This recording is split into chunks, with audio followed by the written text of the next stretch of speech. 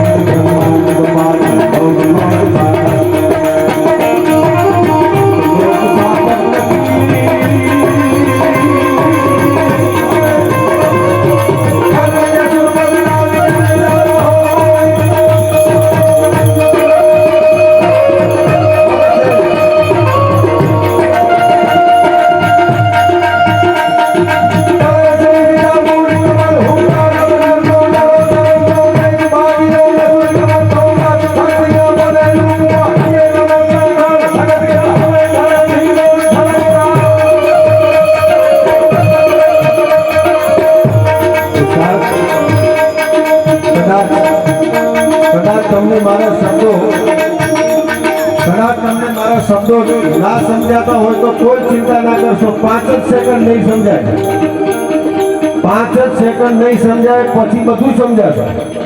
1000%ની નહીં, 1,00,000%ની ગેરંટી વાળો છે. છેલ્લી 5 સેકન્ડ બાકી રહી છે. આ મંત્રો એવા છે કે મંત્ર અહીંયા બોલીએ અને ઉપરની શક્તિ જે છે એ મારી તમારી ઉપર કૃપા કરે. કોઈના કુટુંબમાં કામ બાકી હોય, કોઈના રાજકીય બાકી હોય, કોઈના ધાર્મિક બાકી હોય, કોઈને આડોશી પાડોશી સાથે વાંધો હોય, કોઈને ખેતરના વાંધા હોય, કોઈને પગારના વાંધા હોય, કોઈ પણ પ્રકારની મુશ્કેલી હોય તો એ મારી તમારી તમામ પ્રકારની મુશ્કેલી જગદંબા પૂરી કરે. છેલ્લી લીટી છે અને કોઈ પણ પ્રકારની શરમ રાખ્યા વગર મારા તબલા બેન્જોના તાલની સાથે બે હાથ ભેગા કરી તાળી વગાડવાની, પછી બધું સમજાશે. એ અત્યાર સુધીમાં ઉસ્તાદ અત્યાર સુધી કદાચ કોઈએ તાળી ના પાડી હોય તો માં આ મંચ ઉપર બેઠા છે, સદગુરુ બેઠા છે, બધા ગુરુ મહારાજ બેઠા છે, બધાને કહું અત્યાર સુધી તાળી ના પાડી હોય તો માં, પણ આ છેલ્લી લીટીમાં કોઈ પણ પ્રકારની શરમ રાખ્યા વગર હે માં તુલસામાં મારી રીતિ દેસી દી દયા સુના મને રીત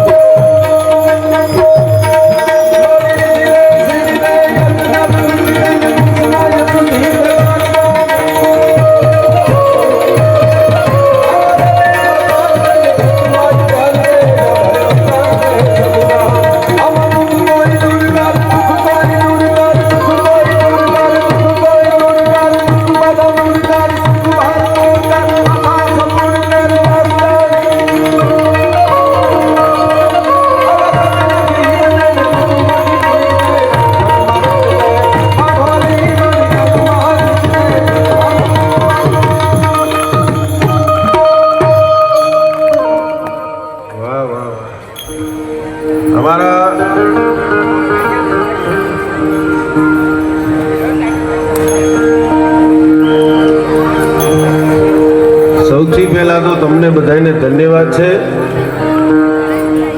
એટલા માટે ધન્યવાદ છે તમે સારા છો ને રાજી રહો એટલા માટે કહું છું, એવું નહીં. સાંભળો છો ને ભાઈ? એ ભાઈ આગળ બેઠા આ બાજુ તમે 4-5 જણા જે છે ને આ બાજુ બેઠા એ મારી સામું જોજો, કારણ કે તમારે સામું જોઈને જ મારે બોલવાનું, બાકી મને કઈ દેખાતું છે ને.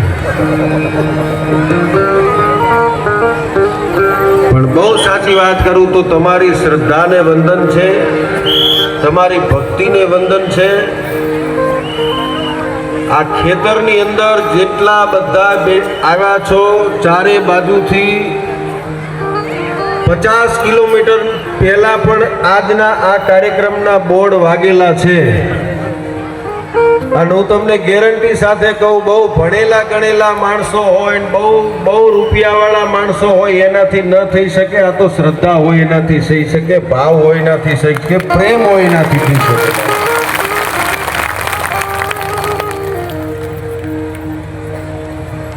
અને તમે તાળી પાડો છો એટલા માટે બીજું વાક્ય કહું કે આ સુરાપુરા જે બેઠા છે એની દયા કેવી છે. આ જેટલા મંચ ઉપર બેઠા છે એ બધા સદગુરુ તમારી હાજરીમાં કહું છું, આ નિર્મલદાન ગઢવી